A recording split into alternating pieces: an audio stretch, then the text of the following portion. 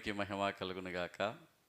ఈ యొక్క ఆగస్ట్ నెలలో మీ అందరినీ చూచుటకు, మీ అందరినీ ఆగస్ట్ నెల వాగ్దానం ద్వారా దర్శించుటకు ప్రభువైన యేసుక్రీస్తు వారు చూపిన కృపను బట్టి దేవునికి వందనాలు. మీ అందరికీ వందనములు, శుభములు కలుగునుగాక. క్రీస్తునందు ప్రియమైన దేవుని బిడ్డలారా, ఈ ఆగస్టు నెలలో దేవుడు మనకిస్తున్న వాగ్దానము లేవీకాండము 26వ అధ్యాయము 6వ వచనములో మనం చదువుకుంటూ ఉన్నప్పుడు, ఆ దేశములో నేను మీకు క్షేమము కలగచేసేదను, మీరు పండుకొనినప్పుడు ఎవడునూ మిమ్మును భయపెట్టడు, ఆ దేశములో దుష్ట మృగములు లేకుండా చేసేదను, మీ దేశంలోనికి ఖడ్గము రాదు. ఈ వాక్యము నుండి దేవుడు యొక్క నెల వాగ్దానముగా మనకిస్తున్న సందేశం ఏంటంటే, ఆ దేశములో నేను మీకు క్షేమమును కలుగచేసేదను. And I will give peace in the land. Leviticus 26 chapter verse 6. అయితే ఈ వచనము మనకు చెప్పే ఒక విధం ఏంటిదంటే, ఆ దేశములో, ఏ దేశము, నీవు ఏ దేశములో నివసిస్తున్నావో ఆ దేశములో, నేను ఏ దేశంలో నివసిస్తున్నానో ఆ దేశములో మీకు క్షేమము కలగజేసేదనని ప్రభు తండ్రి అయిన దేవుడు మనకి ఈరోజు వాగ్దానం చేస్తూ ఉన్నాడు. ఈ ఆగస్టు నెలంతా కూడా, ఈ 8వ నెల, ఈ యొక్క ఆగస్టు నెల మనకు మన దేశము, మనం నివసిస్తున్న భూమి క్షేమముతో దేవుడు నింపబోతూ ఉన్నాడు. ద్వితీయోపదేశ కాండము 4వ అధ్యాయము 40వ వచనములో వాక్యం ఇలాగ ఉన్నది: ఆజ్ఞలను పాటించినప్పుడు క్షేమము కలుగుతున్నది. ఆజ్ఞలను పాటించినప్పుడు అంటే, ఒక వ్యక్తి ఆజ్ఞలను పాటించి జీవించినప్పుడు అతనికి క్షేమము, దీర్ఘాయుష్షు కలుగుతున్నదని ద్వితీయోపదేశ కాండములో గ్రంథకర్త చెప్తా ఉన్నాడు. అంటే ఆజ్ఞలు మనం పాటించాలి, ఆజ్ఞానుసారంగా మనం బ్రతకాలి, ఆయన చెప్పిన మాటల ప్రకారంగా మనం బ్రతకాలి. నిర్గమకాండము 20వ అధ్యాయంలో ఏవైతే ఆజ్ఞలను ప్రభు చెప్పాడో, బైబిల్ గ్రంథములో మనం చూస్తున్న ఆది కాండము నుండి ప్రకటన వరకు ఎక్కడెక్కడైతే ఇవి పాటించండి, నా మాటలు వినండి అని ప్రభు చెప్తున్నాడో, ఆ మాటలను మనం విని మనము నడుచుకున్నప్పుడు దేవుడు మన దేశంలో క్షేమమును, అదేవిధంగా మనకు దీర్ఘాయుష్ను ఇస్తూ ఉన్నాడు. అదేవిధంగా ద్వితీయోపదేశ కాండము 5వ అధ్యాయం 29వ వచనంలో ఇంకొక మాట ఇలాగున్నది: భయభక్తులు కలిగి చెప్తున్నాడు, భయభక్తులు కలిగి ఆజ్ఞలన్నిటినీ అనుసరించు మనస్సు వారికి ఉండిన ఎడల క్షేమము కలుగును. చాలామందికి ఏ మనసు ఉంటుందంటే, భక్తి భావము ఉంటుంది, భక్తి చేస్తారు కానీ భయం ఉండదు, భక్తి చేస్తారు కానీ భయం ఉండదు. ప్రభు ఇక్కడ చెప్తున్నాడు, భయభక్తులు కలిగి, భయము ఉండాలా, భక్తి ఉండాలా, కలిగి ఆజ్ఞలన్నిటి ప్రకారముగా వాళ్ళు బ్రతికితే, ఎవరైతే క్షేమాన్ని కోరుకుంటున్నారో ఆ వ్యక్తులు, ఎవరైతే వారు నివసిస్తున్న భూమిలో క్షేమమును, ఆశీర్వాదాన్ని కోరుకుంటున్నారో ఆ యొక్క వ్యక్తులు ఏం చేయాలంటే, భయభక్తులు కలిగి తండ్రి యొక్క ఆజ్ఞలను గైకొన్నప్పుడు ఏంటంట వారి కుండిన లేకుంటే కొదవులన్నిటిని కూడా కొట్టివేసి దేవుడు క్షేమమును, ఆరోగ్యమును సమృద్ధిగా ఇస్తూ ఉన్నాడు. అదేవిధంగా మొదటి సమూయేలులో 12వ అధ్యాయం 14లో కూడా ఒక వచనం ఇలాగ చెప్తాడు. ఏమంటాడంటే, మీ దేవుడైన యెహోవాను అనుసరించిన ఎడల మీకు క్షేమము కలుగును. అంటే దేవుని అనుసరించాలి, అంటే దేవుని మాటల్ని అనుసరించాలి, అంటే దేవుణ్ణి వెంబడించాలి, దేవుని మార్గములో మనం వెళ్ళాలి. మనం ఏదైతే చేస్తున్నామో సొంత బుద్ధిని ఆధారపడకుండా, సొంత ఆలోచనల చొప్పున వెళ్ళకుండా, ఎవని మనస్సు ఆయనపై ఆనుకొని ఆయన యొక్క ఇష్టానుసారంగా మనం బ్రతుకుతున్నామో చక్కగా చెప్తున్నాడు. గమనించండి, మీ దేవుడైన యెహోవాను మీరు అనుసరించిన ఎడల మీకు క్షేమము కలుగును. మన ఇంట్లో కానీ, మన దేశంలో కానీ, మన పని స్థలంలో కానీ, మనం అడుగుపెట్టే ప్రతి స్థలములో క్షేమము కావాలంటే ఆయన చెప్తున్న మాట, యెహోవాను అనుసరించాలి. యెహోవాను అనుసరించితే తప్పకుండా ఆ వ్యక్తికి, ఆ కుటుంబానికి, ఆ దేశానికి క్షేమము కలుగుతూ ఉంది.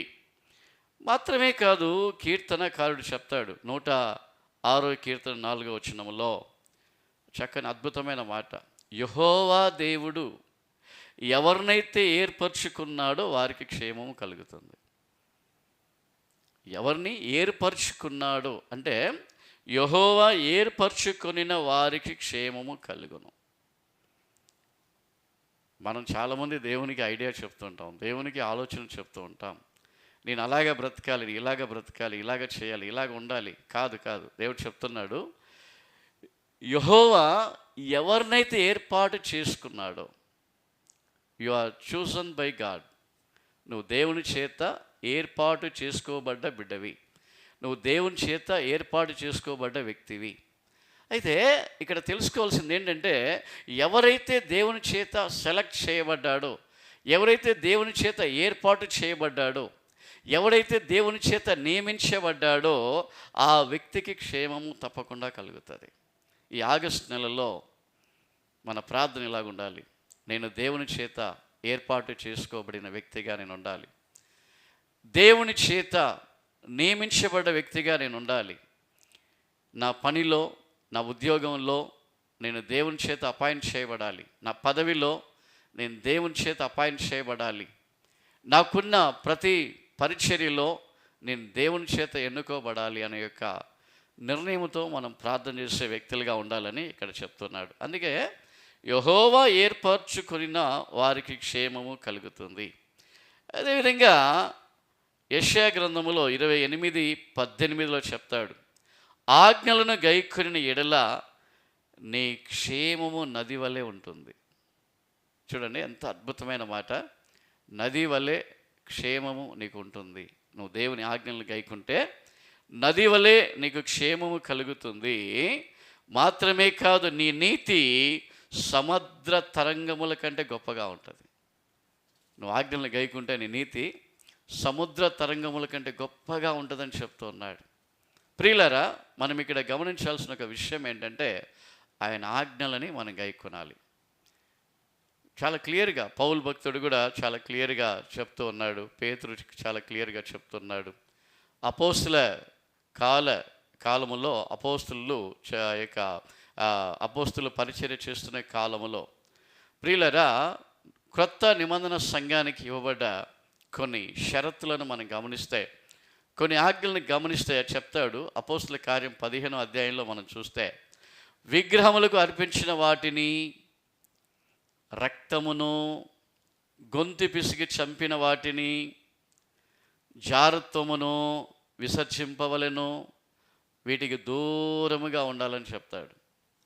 మళ్ళొకసారి గమనించండి, విగ్రహములకు అర్పించిన వాటిని, రక్తమును, తర్వాత గొంతు పిసికి చంపిన దానిని, జారత్వమును విసర్జించవలెను. మాత్రమే కాదు, వీటన్నిటికీ దూరముగా ఉండుము. ఈ దూరముగా ఉండుటకు జాగ్రత్త పడితిరా, అది మీకు మేలు, మీకు క్షేమము కలుగును. మీ కుటుంబానికి, మీ శరీరానికి, మీ ఆరోగ్యాలకి, మీ కుటుంబానికి, మీ దేశానికి క్షేమము కలగాలంటే అది నీ చేతిలోనే ఉన్నది, నీ చేతిలోనే ఉన్నది. అవి చెప్తున్నాడు.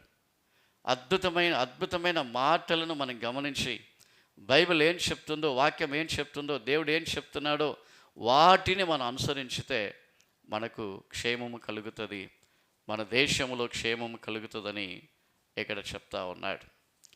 చివరిగా మనం గమనిస్తే ఆదికాండము 26వ అధ్యాయంలో ఒక అద్భుతమైన ఒక సంఘటనను మనం చూడగలుగుతాం.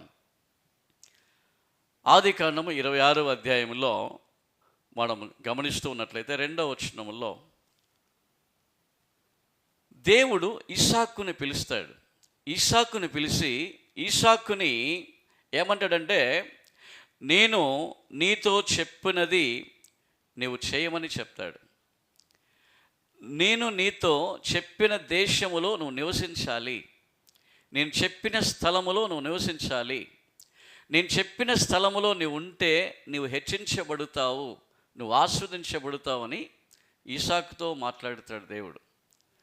2వ వచనంలో ఆయన చెప్తున్న మాట ఏంటంటే, నేను నీతో చెప్పు దేశములో నివసించము. 3వ వచనంలో చెప్తాడు, నేను నీకు తోడై ఉంటాను. ఎప్పుడు? నేను చెప్పే స్థలములో నువ్వు నివసిస్తే, నేను చెప్పినట్లుగా నువ్వు ఉంటే, నా మాట నువ్వు ఆలకిస్తే నీతోనే నేను ఉంటానని దేవుడు వాగ్దానం చేస్తూ ఉన్నాడు. తర్వాత ఏం జరిగింది? ఆ దేశములో ఇస్సాకు నివసించాడు. ఆ దేశంలో ఇస్సాకు నివసించి ఆయన చేస్తున్న కార్యం ఏంటంటే, అక్కడ విత్తనములు నాటాడని బైబిల్ సెలవిస్తుంది. 12వ వచనంలో, ఇస్సాకు ఆ దేశమందు ఉన్నవాడై విత్తనములను నాటి ఆ సంవత్సరమున 100 ఫలమును పొందుకున్నాడని వాక్యం సెలవిస్తుంది. దీని ఒకసారి ఆలోచిస్తే, దేవుడు చెప్పిన స్థలములో ఉన్నాడు, చెప్పిన స్థలములో విత్తనాలను నాటాడు, చెప్పిన స్థలములో ఆయన నివసించాడు, దేవుడు చెప్పినట్లుగా బ్రతికాడు. కాబట్టి దేవుడు ఇస్సాకుతో ఉన్నాడు, ఇస్సాకు కుటుంబంతో ఉన్నాడు, ఇస్సాకు ఉన్న దేశంలో ఉన్నాడు. కాబట్టి ఆ కుటుంబానికి, దేశానికి క్షేమము కలిగిస్తున్న దేవుడు ఇస్సాకు యొక్క పంటకు కూడా క్షేమాన్ని కలిగించి, ఇస్సాకు కుటుంబానికి క్షేమాన్ని కలిగించి ఆయనకి ఏం చేస్తున్నాడంటే, అక్కడ ప్రియమైన దేవుని బిడ్డలారా, ఆ వాక్యం సెలవిస్తున్న విషయాన్ని మనం గమనిస్తే, యెహోవా అతనిని ఆశీర్వదించెను, ఆ మనుష్యుడు గొప్పవాడాయను. అంటే ఆ దేవాది దేవుడు ఇస్సాకును ఆశీర్వదించి ఇస్సాకు గొప్పవాడయ్యేంత వరకు ఇస్సాకు యొక్క చేతిని దేవుడు విడిచిపెట్టలా. దేవుని గొప్పగా ఆశీర్వదిస్తూ ఉన్నాడు. దేవుడు గొప్పగా ఇస్సాకుని ఆశీర్వదిస్తున్నాడని ఇక్కడ మనం గమనిస్తూ ఉన్నాం.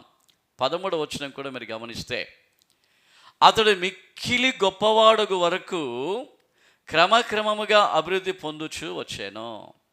ఇదండి ప్రియమైన దేవుని బిడ్డలారా, నీ దేశము క్షేమముగా ఉండాలంటే నీ చేతిలోనే ఉన్నది. బైబిల్లో ఒక మాట ఇలాగా చెప్తాడు, దేవుడు జ్ఞాపకం చేస్తున్నాడు. ఈ యొక్క ఆగస్టు నెలలో, నా పేరు పెట్టబడ్డ నా ప్రజలు తము తాము తగ్గించుకొని చెడుతనాన్ని విడిచి నాకు మొరపెట్టితే, నాకు ప్రార్థన చేస్తే, ఆయన చెప్తున్నాడు ఏమన్నాడంటే, మీ ప్రార్థన ఆలకించి మీ దేశమునకు క్షేమమును కలిగిస్తానని చెప్తున్నాడు. ప్రియులారా, మన యొక్క చెడుతనము ద్వారా, మన యొక్క అపవిత్రత ద్వారా, మనము లోబడని గుణము ద్వారా మన దేశానికి కూడా శాపాన్ని తీసుకొని వస్తూ ఉన్నాం. కాబట్టి ఈరోజు మనం తెలుసుకోవాలి, నీ ద్వారా నీ దేశంలో ఉన్న శాపాలు మారాలి.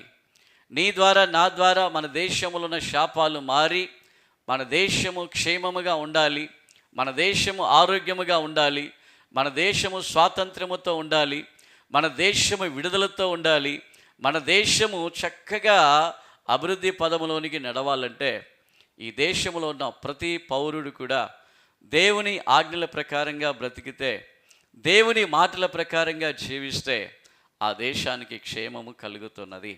ఇస్సాకును గమనించండి.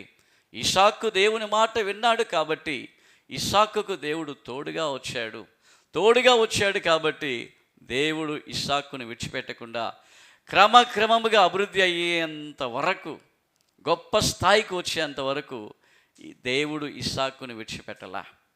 ఒకరోజు అబ్రహాంతో చెప్తాడు, అబ్రహామా, కుడి వైపుకు చూడు, ఎడమ వైపుకు చూడు, నువ్వు చూచే ప్రతి స్థలము నీకు సొంతముగా ఇస్తానని చెప్తాడు. గొప్పగా అబ్రహామును దేవుడు ఆస్వాదించాడు. కానీ అబ్రహాము ఇంటి నుండి బయలుదేరి వచ్చేటప్పుడు తన ఇంటిని, తన కుటుంబాన్ని, తన తండ్రిని అన్నిటినీ విడిచిపెట్టి వస్తూ ఉన్నాడు. దేవుడు చెప్పాడు, ఆదికాండం 12వ అధ్యాయం 2, 3, 4 వచనాలలో, నిన్ను గొప్ప జనముగా చేస్తానని వాగ్దానం చేసిన దేవుడు అబ్రహాము చేయి పట్టుకొని అబ్రహాము నడిపించాడు. ఎన్నో ఒడుదుడుకులు వచ్చాయి, ఎన్నో లోయలు, ఎన్నో కష్టాల యొక్క మార్గములో కూడా అబ్రహాము బయలుదేరాడు. ప్రియా దేవుని బిడ్డలారా, దేవుని తోడు, దేవుని యొక్క హస్తము అబ్రహాముతో ఉన్నది కాబట్టి అబ్రహాము ఎక్కడ అడుగు పెట్టాడో ఆ స్థలమంతా కూడా దేవుడు అబ్రహాముకి ఇచ్చాడు. ఇసుక రేణువులోనే నీ సంతానం ఉంటుందని చెప్పాడు. ఆమెను మాత్రమే కాదు, సముద్రపు ఒడ్డున ఉన్న ఇసుక రేణువుల వలె నీ సంతానం ఉంటుంది, ఆకాశ మండలములోని నక్షత్రముల వలె నీ యొక్క సంతానం ఉంటుందని చెప్పిన దేవుడు అబ్రహామును ఉన్నత స్థాయికి గొప్పగా హెచ్చించినట్లు మన బైబిల్లో మనం చూస్తున్నాం. కాబట్టి ప్రియులారా గమనించండి, నీకు క్షేమము రావాలంటే, నీ దేశానికి క్షేమము రావాలంటే మొదట మనం చేయాల్సింది ఏంటంటే ఆజ్ఞలను పాటించాలి, భయభక్తులు కలిగి ఉండాలి. క్షేమము కలుగుతుంది, దీర్ఘాయుష్ కలుగుతుంది, మాత్రమే కాదు గొప్ప ఉన్నతమైన ఒక స్థాయిలోనికి మనం వెళ్తామని ఈరోజు మనం చూస్తున్నాం. కాబట్టి ఒక ఆగస్టు నెలలో దేవుడు నీ దేశములో నీకు క్షేమము కలిగించాలి. కాబట్టి మనం క్షేమంగా బ్రతకాలి. కాబట్టి ఆయనకి ఆజ్ఞలను పాటించుదాం, ఆయన మార్గములో వెళుదాం, ఆయన చెప్పినట్లుగా మనం విందాం. ఆయనకు మనస్సు నొప్పించకుండా, ఆయాసము కలిగించకుండా మనం బ్రతికితే తప్పకుండా మనం గొప్ప స్థాయిలోనికి, ఉన్నతమైన స్థాయిలోనికి మనం వెళ్తాం. మన ఆశీర్వాదము మన చేతిలోనే ఉన్నది. ఆశీర్వాదాన్ని ఈ నెలలో మనం స్వతంత్రించుకుందాం. దేవునికి మహిమ కలుగునుగాక. ప్రార్థన చేసుకుందాం అందరం కూడా. పరిశుద్ధమైన తండ్రి, మీకు మహిమ కలుగునుగాక.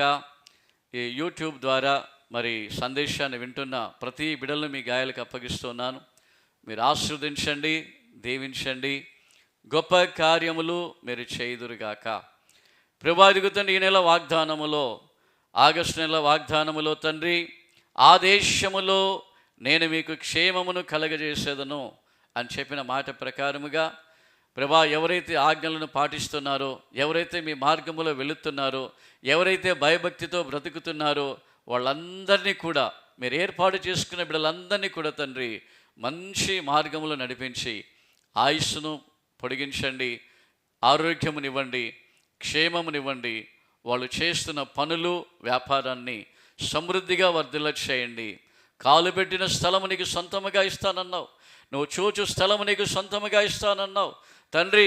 సమస్తమైన ఆశీర్వాదాలతో నింపండి, క్షేమమును ఆరోగ్యమునివ్వండి, సమృద్ధినిస్తూ వర్ధిల్ల చేయండి.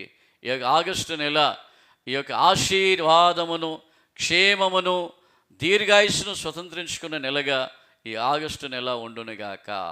మీకే మహిమ, స్తుతి, ఘన, మహిమంతా మీకు చెల్లిస్తూ ఉన్నాను. త్వరగా రాబోతున్న రక్షకుడు ప్రియుడు యేసుక్రీస్తు వారి నామములో ప్రార్థించి వేడుకుంటూ ఉన్నాము తండ్రి. Amen, amen, amen. మా channel Beracah divine and revival ministries అనే ఛానల్ని సబ్స్క్రైబ్ చేయండి, లైక్ చేయండి. మీరు పొందిన ఆశీర్వాదాలు ఇతరులు కూడా పొందుకునే రీతిగా ఇతరులకు షేర్ చేయండి. మీ అందరూ ప్రభు నామమున ఆశీర్వాదకరంగా ఉండాలని నా నిండు మనసుతో మిమ్మల్ని ఆస్వాదిస్తున్నాను.